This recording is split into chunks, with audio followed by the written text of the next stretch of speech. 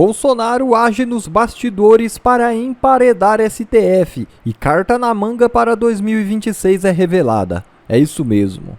O ex-presidente Jair Bolsonaro tem intensificado suas articulações políticas, fazendo apelos a senadores aliados para que priorizem suas reeleições em 2026 em vez de disputar governos estaduais. Essa estratégia visa fortalecer a bancada de direita no Senado e, eventualmente, garantir uma maioria qualificada de 54 senadores necessária para possíveis pedidos de impeachment de ministros do Supremo Tribunal Federal a partir de 2027. Quando ocorrerá a renovação de 2/3 da Casa Legislativa. Uma poderosa carta na manga. Na última semana, Bolsonaro realizou reuniões no Senado para consolidar o apoio do PL à candidatura de Davi Alcolumbre à presidência do Senado em 2025. Em uma dessas reuniões, o ex-presidente pediu pessoalmente ao senador Marcos Rogério do PL que buscasse a reeleição ao Senado em vez de concorrer ao governo de Rondônia.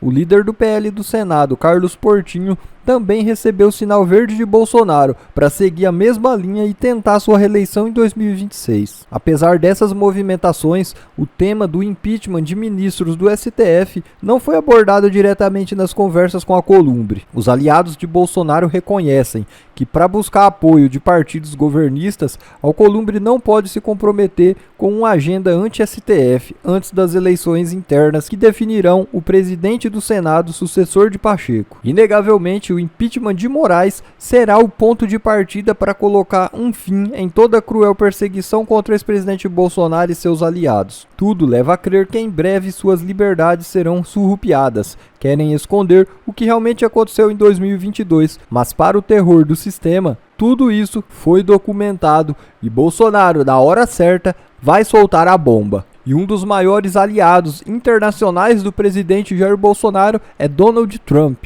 E a um dia das eleições dos Estados Unidos, a pesquisa Atlas Intel mostra que Trump está à frente em todos os estados pêndulo. É isso mesmo. A um dia das eleições presidenciais dos Estados Unidos, uma pesquisa aponta Trump como líder nos 7 principais swing states, apontando chances reais de retorno do ex-presidente à Casa Branca. Os estados, conhecidos por sua volatilidade, são fundamentais para definir o resultado eleitoral e Trump apresenta uma vantagem média de 3,2 pontos percentuais sobre Kamala. Então é isso. Na próxima terça-feira os americanos vão às urnas, decidir quem será o próximo presidente dos Estados Unidos, o republicano Donald Trump ou a democrata Kamala Harris.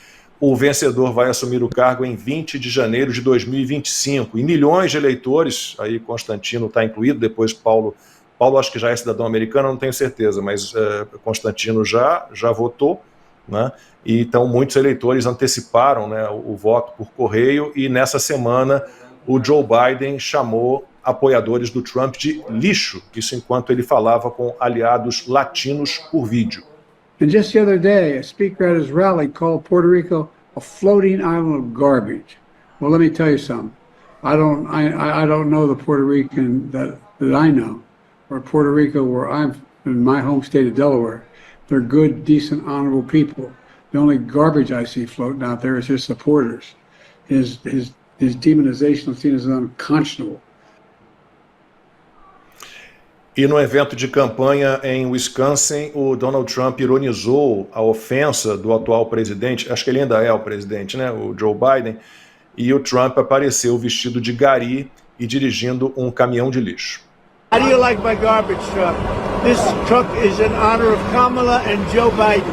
And I think 250 million people in this country are going to be very happy because we're going to bring the country back. We're a nation in decline. Very, very serious decline, and we're going to bring our country back. Paulo, eu vou começar por você. E aí, você é cidadão americano já votou? Como é que é? Aqui em casa eu sou o único não cidadão americano e eu não pretendo me tornar cidadão americano. A Siri resolveu falar aqui do nada. Peraí, desculpa. Diga, Paulo, desculpa.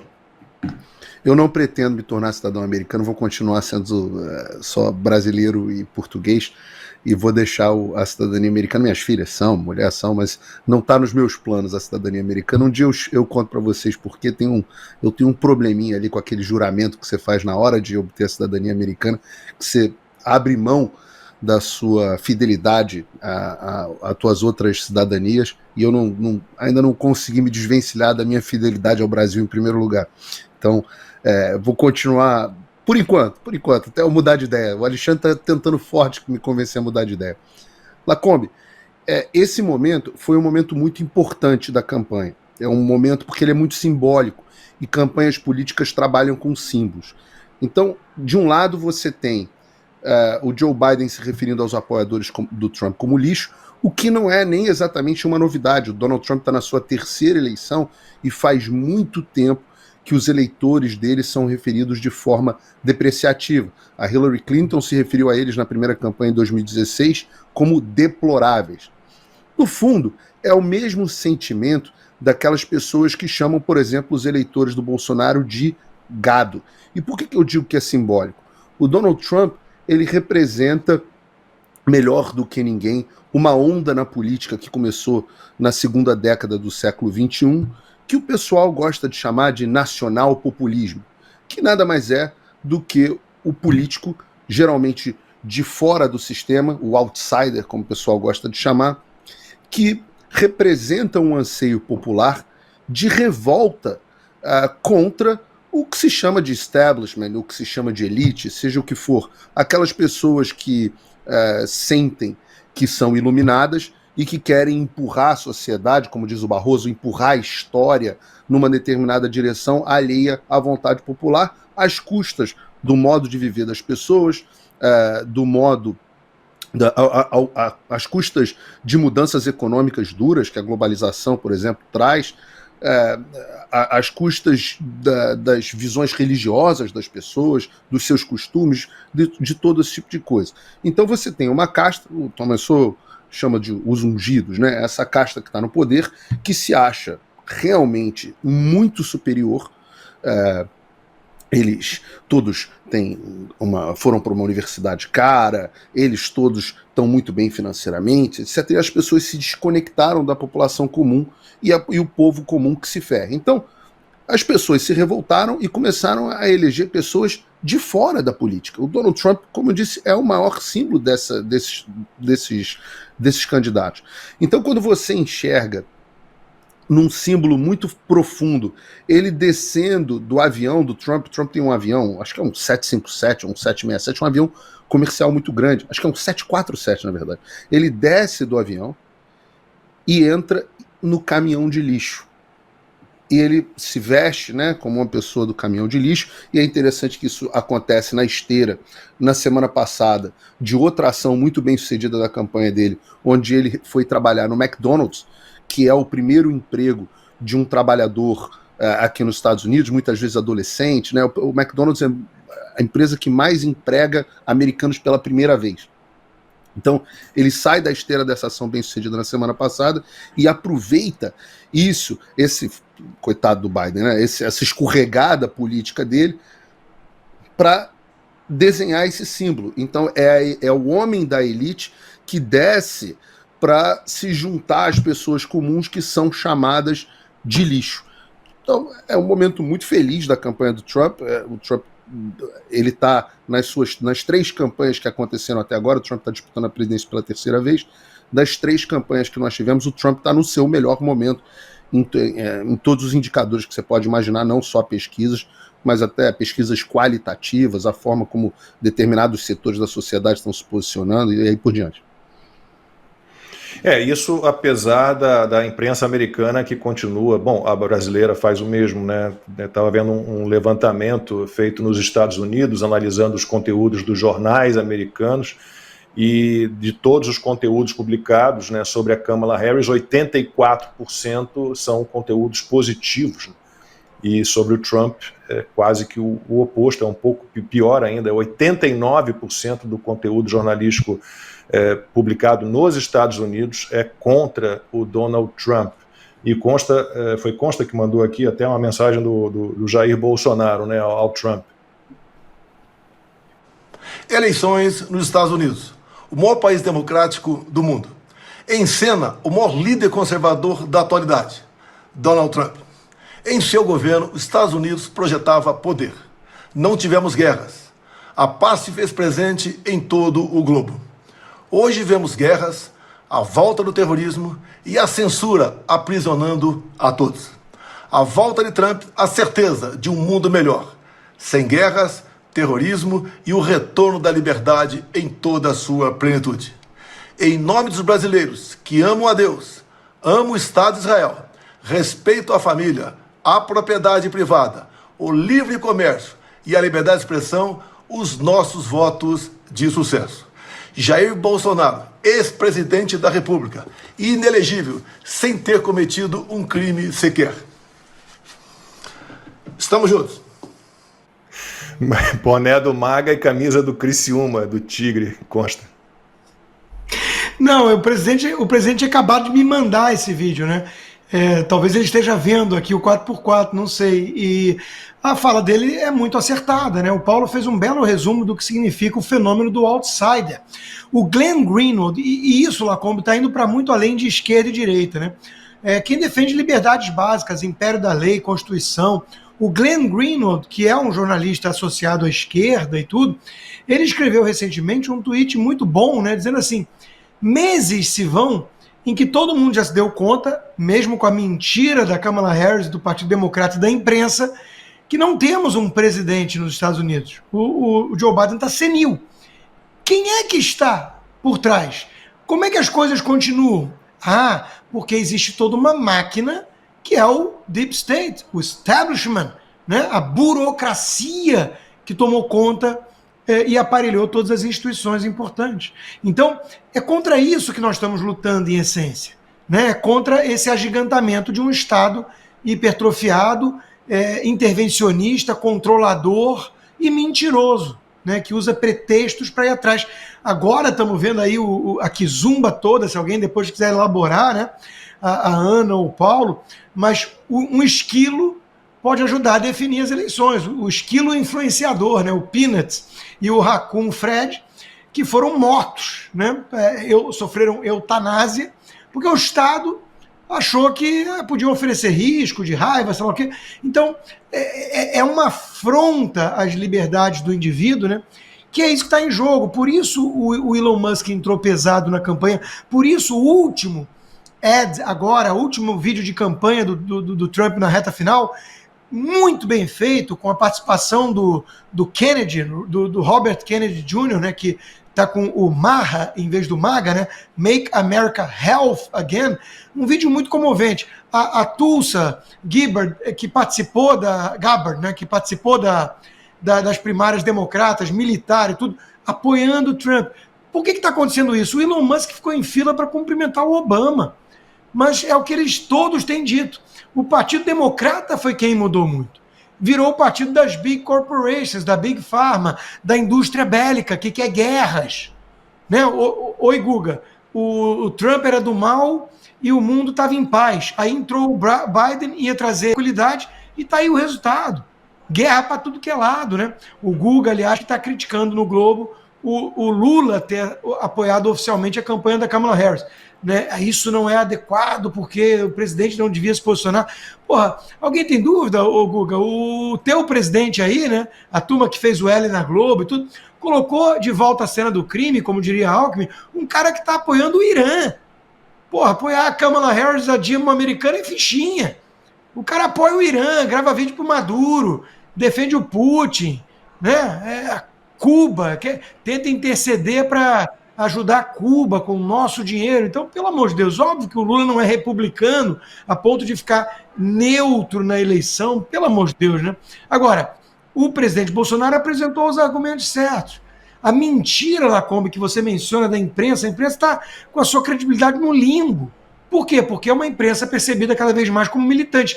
Quem diz isso? O Jeff Bezos, que comprou o Washington Post e remando contra a maré depois de uma tradição de quase 40 anos, o jornal não vai se posicionar endossando a Kamala Harris, apesar de todo mundo saber que é o apoio óbvio que eles têm lá dentro.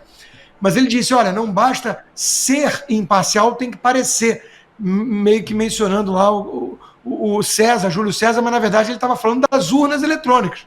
Ele falou, assim como as urnas, não basta ter acurácia, tem que ser percebida pelo eleitor como acurada. E nós da imprensa estamos fracassando no segundo ponto, Mentira, né? Está fracassando no primeiro também. É um bando de militantes. São cínicos, são mentirosos. A Kamala Harris faz um discursinho para o estado que tem mais muçulmanos, como Michigan e tudo, e faz outro discurso para agradar a turma de judeus democratas, que infelizmente muitos ainda são e não acordaram para o que o Partido Democrata vem fazendo em relação aos judeus e a Israel. Então, de novo, o Trump é esse homem comum que fez uma campanha brilhante com a questão do caminhão de lixo, brilhante, para mostrar o seguinte, e foi época de Halloween, um monte de gente foi fantasiada para as festas de Halloween de lixo. Foi assim que a turma reagiu. Um comediante falou de Porto Rico de forma ofensiva, que é o que se espera de comediante, generalizando, exagerando, que é o que se espera de comediante. Aí vai o presidente dos Estados Unidos e chama metade da nação de lixo. E isso não causou nenhuma celeuma. Agora, os artistas de Hollywood ficaram revoltadinhos com o comediante, não com o presidente se referindo aos apoiadores do Trump como lixo. E a Casa Branca depois soltou uma notinha mentindo. Não foi todos os apoiadores. Nós vimos o vídeo. É inapelável o que ele disse. Né? Então, de novo, Musk está defendendo a liberdade, o Estado de Direito, um choque de desburocratização, né? O Ron Paul está nessa jogada, um libertário. Então, é o resgate do império da lei, da Constituição que está ameaçada, o Estado não avançando para matar um raccoon que virou bicho de estimação de um sujeito. Então, é tudo isso que está em jogo, Lacombe, tudo isso. Você pode não gostar muito do Donald Trump, achar que ele é ofensivo nos tweets, né? Ou não é refinado, ele precisa ser recivilizado pela escolinha do professor Barroso, digamos assim. Mas você tem que entender o que está em jogo. O que está em jogo é muito maior do que o que você pensa do indivíduo Donald Trump, ou se ele é sua referência moral ou não como pai de família. Não é isso que está em jogo. É coisa muito séria e para o bem dos Estados Unidos e do mundo e do Brasil, eu espero que na terça-feira tenhamos uma boa notícia. Eu já votei.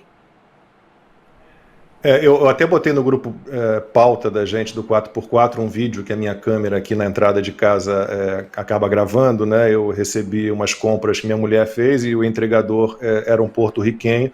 Fiquei ali trocando uma ideia com eles e falamos sobre política, né? E minha mulher comprou vinho, então aquela história de ter que apresentar ID, ele ficou ali. Enquanto isso, eu fui trocando uma ideia com ele e tem um vídeo que foi gravado pelo aplicativo da campainha aqui de casa, que é exatamente isso. Eu espero que o Trump vença ele. Eu votei no Trump, e é de Porto Rico.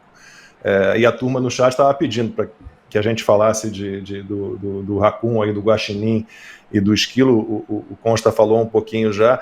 A Kamala, eu ia citar exatamente isso, faz um discurso para muçulmanos, faz um discurso para judeus, tem aquelas frases decoradinhas dela o tempo inteiro, mas acho que a principal mentira que ela contou nos últimos 4 anos foi o estado, né, de saúde mental, física também, do Biden. Ela passou 4 anos mentindo sobre o estado de saúde de um presidente da República. Isso é algo inacreditável. E, Ana, passando para você, o Consta citou aí essa história que o Guga Chakra falou, não, porque com Trump o mundo vai ficar um horror. O editorial do Globo, não sei se vocês leram hoje o editorial do Globo. Eu vou ler como termina esse editorial do Globo. É a mesma historinha de novo. O Trump ficou aí 4 anos, não começou guerra nenhuma, fez acordo de paz no Oriente Médio, mandou que os países da OTAN se virassem para se defender, tirou investimento dos Estados Unidos em armas, né, em investimentos para os países da OTAN. O Obama, enquanto isso, antes, recebeu o Prêmio Nobel da Paz bombardeando, jogando um monte de bomba em países do Oriente Médio. E o editorial do Globo de hoje termina assim: o maior risco da eleição de Trump é uma crise sem precedentes na democracia mais longeva do mundo. O 6 de janeiro é apenas o prelúdio do que poderia acontecer, com consequências imprevisíveis para a paz global e o futuro do planeta Terra. Não menos que isso. Meu Deus. Ana.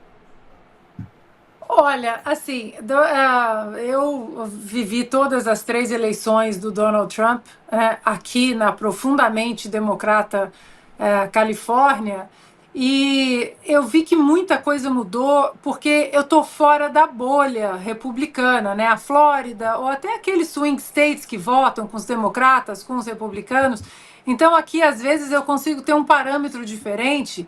Eu até postei no meu Instagram antes de ontem, algumas ruas aqui de Los Angeles com apoiadores do Donald Trump, muitos apoiadores, dezenas, com um boneco inflável e plaquinhas de mexicanos for Trump, e tinha um com uma plaquinha dizendo eu vou votar no felon, né, que é o condenado. Então, assim, o que eu vejo aqui na profundamente democrata Califórnia é que em 2016 os republicanos tinham vergonha de falar que iam votar no Donald Trump. Não vou votar em ninguém, Califórnia não adianta, até entre Trump e Hillary, não vou votar em ninguém. Aí 2020, as pessoas já começaram, né, a sair assim um pouco do armário por causa das políticas governamentais, das plataformas da administração dele que mudaram a vida das pessoas, a reforma tributária, que passou de uma maneira muito significativa em 2017, já que os republicanos tinham a Casa e o Senado. Uma reforma tributária, assim, de corte de impostos, a repatriação de fábricas do exterior para os Estados Unidos com isenções fiscais, e isso gerou muito emprego para os americanos. A política de fronteiras, né, você até pode pedir asilo político, enfim, nos Estados Unidos, mas você espera no seu país.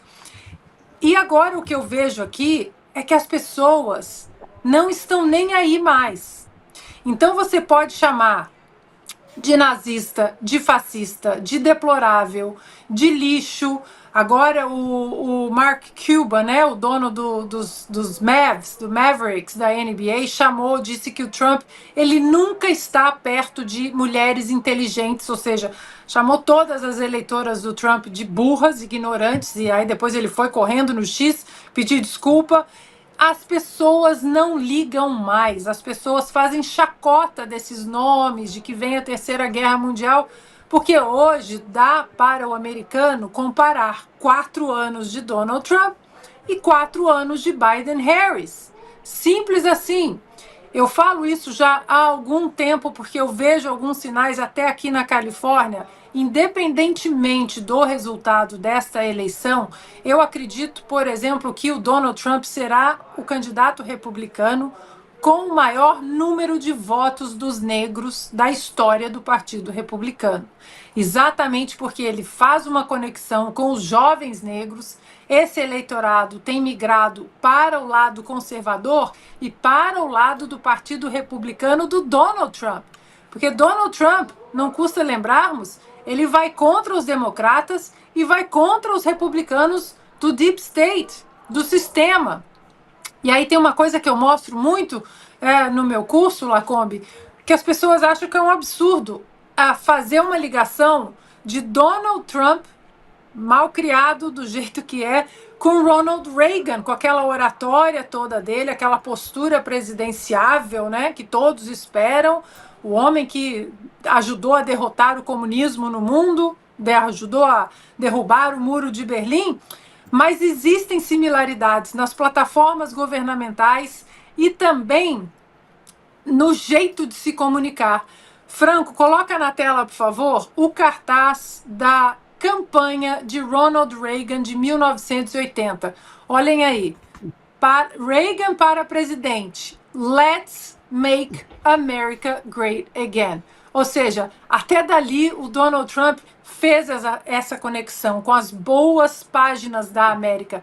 Ele só tirou o let's e continuou usando Make America Great Again. E as similaridades vêm até do próprio cenário político. Ronald Reagan foi eleito depois de um governo do Jimmy Carter com instabilidade no tabuleiro geopolítico, inflação histórica aqui nos Estados Unidos, as pessoas faziam fila para abastecer seu carro, americanos reféns na embaixada americana de Teherã, no Irã, estavam lá há mais de 400 dias, então assim, os cenários são muito parecidos. E hoje, eu acho que até o próprio professor Olavo de Carvalho falava isso, né? Que quando você perde o medo das pessoas fazerem chacota de você ou te chamarem de qualquer nome, de ficar te adjetivando o tempo todo, o seu inimigo perde tudo. E eu acho que é exatamente isso que aconteceu. Os republicanos hoje não querem mais saber, pode chamar, pode falar o que for, eu vou continuar votando na plataforma de Donald Trump.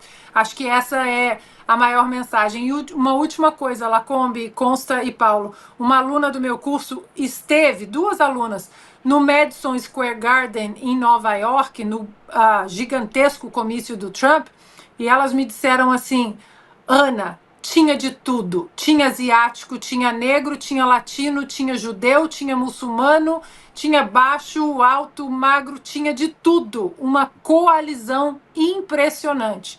Então eu acho que Donald Trump provavelmente já venceu Kamala Harris, agora tem que vencer o sistema.